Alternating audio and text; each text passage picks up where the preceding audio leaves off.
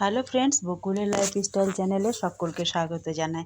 আশা করি আপনারা ভালো আছেন, আমিও ভালো আছি। আমি যেহেতু এখন বাপের বাড়ির মধ্যে আছি, তো চলুন দেখে নিই আমি আজকে সারাদিন কী করলাম। আজকে ভাইয়ের বউয়ের হাতে বাটা পোনা মাছের দুর্দান্ত সাথে ঝোল খেলাম, সেটা আপনাদের সঙ্গে একটু শেয়ার করে দিই।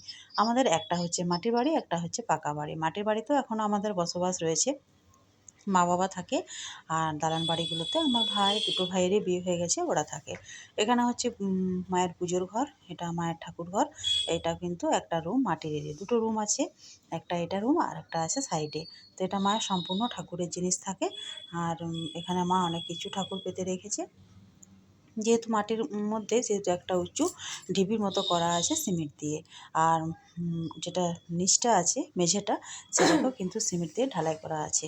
আগে কিন্তু এটা মাটিরই ছিল, পরে এটাকে করা হয়েছে। আর এই বাড়িগুলো কিন্তু আমার দাদুর আমলের তৈরি, এখনও কিন্তু বাড়িটা রয়ে গেছে।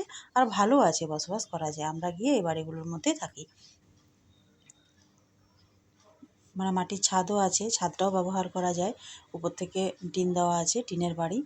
আর যেহেতু আমাদের লক্ষ্মী পুজো হয়, তার জন্য লক্ষ্মী মায়ের লক্ষ্মীর সাজ সরঞ্জাম এই রুমের মধ্যে থাকে। একটা ছোট্ট মতো তাক করা আছে, সেই তাকের মধ্যে লক্ষ্মীর হাঁড়ি, তারপর যে লক্ষ্মীর হাঁড়ির ভেতরে থাকে সব কিছু এই হাঁড়ির মধ্যে ঢোকানো থাকে। কড়ি, পেঁচা, লক্ষ্মী, গোমুখ।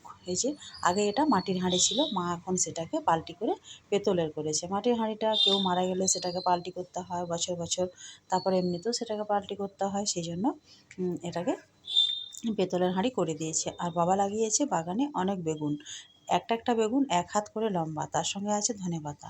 তো যাই হোক, আমি মোটামুটি সব রেডি করে, মানে ওদিকে সব কিছু রেডি করা হয়েছে। আর এদিকে ইডলি বানাবো, তার জন্য ইডলির জন্য চালটাকে বেটে নেব। আর ইডলির জন্য চালটাকে বেটে নিয়ে রেখে দেবো বেশ খানিকক্ষণ। সকাল সকাল বেটে নিলে ভালো হবে। ওরা আজকে জিদ করেছে ইডলি খাবো, সেই জন্য চালটাকে বেটে নিচ্ছি। আর ঢাকা দিয়ে রেখে দেবো প্রায় সন্ধে অবধি, তারপর বানাবো। এখন দুপুরবেলা দুপুর বেটে নিলাম, রাত্রে ভিজিয়ে রেখে দিয়েছিলাম বিউলির ডাল চাল, যেহেতু অনেকটাই লাগবে আমাদের পরিবারে, অনেক লোক, সেই জন্য।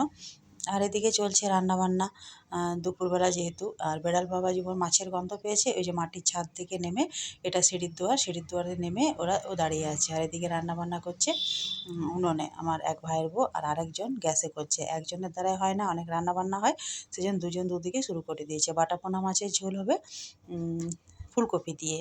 তো ফুলকপি আর মাছ আগেই ভেজে নিয়েছে, এবার কড়াইয়ে একটুখানি তেল দিয়ে দিল, তারপর দিয়ে দেবে পাঁচফোড়ন। আর এই ঝোলটা খেতে ভালো লাগে সময়ে, মানে একঘেয়েমি মাছের ঝোল খেয়ে যদি ভালো না লাগে, তাহলে কিন্তু ফুলকপি দিয়ে, বা ফুলকপিও যদি ভালো না লাগছে, তখন কিন্তু আপনারা এই ঝোলটি রান্না করে খেতে পারেন। তো আগেই ওরা ভেজে নিয়েছে ফুলকপি আর মাছটাকে ভেজে তুলে নিয়ে ওই তেলের মধ্যে ফুলকপিটাকে ভেজে দিয়েছে। আর এখানে পাঁচফোড়ন দিয়ে আর পেঁয়াজটাকে দিয়ে দিল সর্ষের তেলের মধ্যে। তেলটা গরম হয়ে গেছিলো।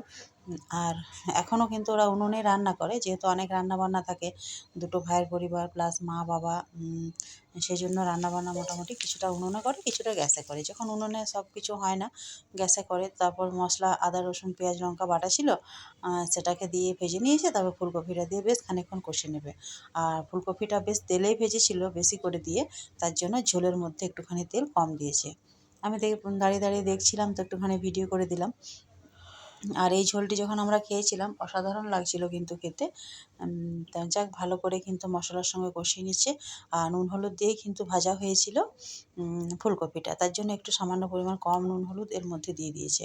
এবার ভালো করে নাড়াচাড়া করে তারপর মাছগুলোকে, মানে একটুখানি ফুটে উঠবে, তারপর মাছগুলো দিয়ে দেবে। আর ফুলকপিটা তেলের মধ্যে সেদ্ধ হয়ে গেছে। আলু দেওয়া ছিল, আলু ফুলকপি দিয়ে মাছের ঝোল ভালো লাগে কিন্তু এরকমভাবে। আর পাল্টি রান্না খেতে ভালো লাগে। রোজ আর কত আমি নিজে রান্না করি, নিজেই খাই, তার জন্য বাপের বাড়িতে গিয়ে 2 দিন রান্না করা রেস্ট। আর এখানে আছে ফুলকপি, ফুলকপিটাতে জল দিয়ে দিল, তারপর ফুটে উঠেছে, তো মাছগুলো দিয়ে দিল। এবার ধনেপাতা দিয়ে নামিয়ে দেবে। এই যে মাছগুলোকে বেশ একটু কড়া করে ভেজেছিল, যেহেতু ফুলকপির সঙ্গে একটুখানি ফুটবে। তো আমি একটু দাঁড়িয়ে দাঁড়িয়ে ভিডিও করছিলাম শেয়ার করার জন্য। বাপের বাড়িতে তো বুঝতেই পারছেন সকলেরই কাজ কম থাকে, তারপর দুটো বউ আছে, মোটামুটি কাজ আমাদেরকে অতটা করতে হয় না। খুব ভালো, ওরা খুবই ভালোবাসে। এই যে মাছগুলোকে দিয়ে দেওয়া হয়েছে, এবার ধনেপাতাটা উপর থেকে ছড়িয়ে দেবে। একটুখানি ফুটে গেল, বেশ কালারটাও কিন্তু বেশ সুন্দর হয়েছে। আর একটুখানি কস্তুরি মেথি ব্যবহার করেছিল তেলের মধ্যে, ওটা দেখাতে ভুলে গেছি। আর আমি তখন হয়তো ছিলাম না সামনে যখন কস্তুরি মেথিটা দিয়েছিল। বেশ বক করে ফুটতে শুরু করে দিয়েছে। এবার নামানোর আগে বাগানেরই ধনেপাতা, এই গাছগুলো বাবা লাগিয়েছে, সে বাগানের ধনেপাতাটাকে একটুখানি দিয়ে দিল।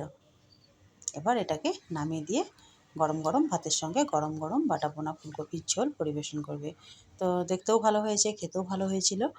তারপর আরও অনেক কিছু রান্না আছে। এদিকে ছোটো বউ রান্না করছে গ্যাসের মধ্যে। একসঙ্গেই কিন্তু ওরা থাকে, কিন্তু রান্নাটা দুজন মিলেই করতে হয়, অনেকগুলো রান্না থাকে তার জন্য। তো আজকে আপাতত এই পর্যন্তই। আসছি আর একটা কোনো পরবর্তী ব্লগ নিয়ে, বাপের বাড়িরই ব্লগ নিয়ে। ততক্ষণ আপনারা সকলে ভালো থাকুন, সুস্থ থাকুন, এটাই কামনা করি। আর কেমন লাগছে আমার ব্লগগুলি অবশ্যই আপনারা জানাবেন, পাশে থাকতে কিন্তু সাহায্য করবেন। তো সকলকে গুড বাই।